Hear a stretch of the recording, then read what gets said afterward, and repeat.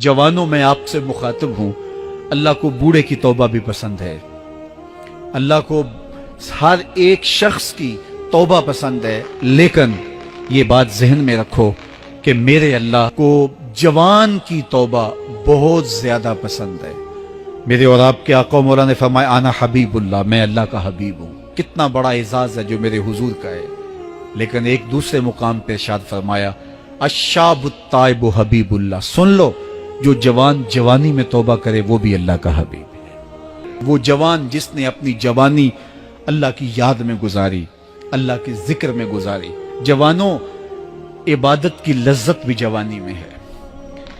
अगरचे जवानी मस्तानी होती है, जरा इस मस्तानी जवानी को तहज्जुद के मुसल्ले पे लाके देखो, क्या मस्ती चढ़ती है सजदों के अंदर, क्या लुत्फ है कयाम के अंदर, क्या सुकून है रुकू के अंदर। इस जवानी को मालिक की चौखट पे लाओ, फिर देखना कि ये जवानी कितनी लज्जत आफरी होती है। और फिर इस जवानी के बदले में अल्लाह ताला तुम्हें क्या क्या अता फरमाता है।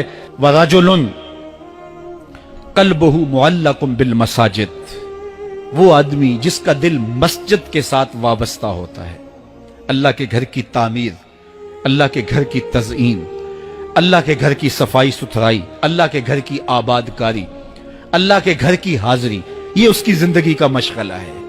मस्जिद के साथ वाबस्ता है, उसको जुनून है अल्लाह का घर खूबसूरत हो, उसको जुनून है अल्लाह के घर में रौनक हो, उसको जुनून है कि अल्लाह के घर में सफाई सुथराई हो, पाकीज़गी हो, लोगों का आना हो और लोगों का मस्जिद से रब्त हो और मस्जिद की हिफाजत उसने अपने जुम्मे ली हुई है। मस्जिद के काम वो गुलामों की तरह करता है।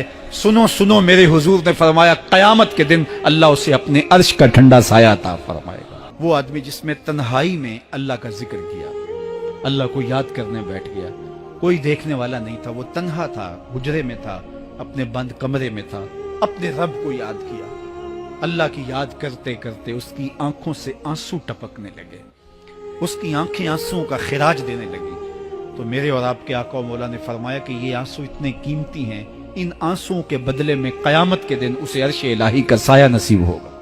अर्श इलाही का साया उसे नसीब होगा इन आंसुओं के बदले में। रूमी अलैहि रहमा फरमाते हैं जहां पानी गिरता है वहां सब्जा उगता है, जहां आंसू गिरते हैं वहां रहमत उतरती है। तो इसलिए जो अल्लाह की याद में रोने का लुत्फ है और अल्लाह की याद में आंसू बहाने का अजर और सिला रखा गया है, ये गुनाहों को धो डालता है, ये अंदर की सफाई और सुथराई का सबब और जरिया है। मेरे और आपके आका मौला ने फरमाया रातों की तन्हाइयों में उठ के कुरान पढ़ा करो और कुरान पढ़ते हुए रोया करो। फिर फरमाया फ़इल्लम तबकू फतबाकू, अगर रोना ना आए तो रोने की कोशिश किया करो। हजरत दाता गंज बख्श अली हजवेरी से एक मुरीद ने कहा हजरत अगर रोने की कोशिश करें फिर भी रोना ना आए, फरमाया फिर अपने मुकद्दर पे रोया करो। तुम इतने संग दिल हो गए हो कि तुम्हारी आंखें आंसुओं का खिराज नहीं देती। जो रोना नहीं जानता वो अल्लाह की रहमतों को और अल्लाह की करम नवाजियों को कैसे समेट पाएगा। बच्चा रोता है तो मां दूध देती है। जब बंदा अल्लाह की हुजूर इल्हाओ जारी करता है, इज्ज करता है, इनकिसारी करता है, तो अल्लाह की रहमतों को जोश आता है और अल्लाह ताला की रहमतें उस पर बरसती हैं।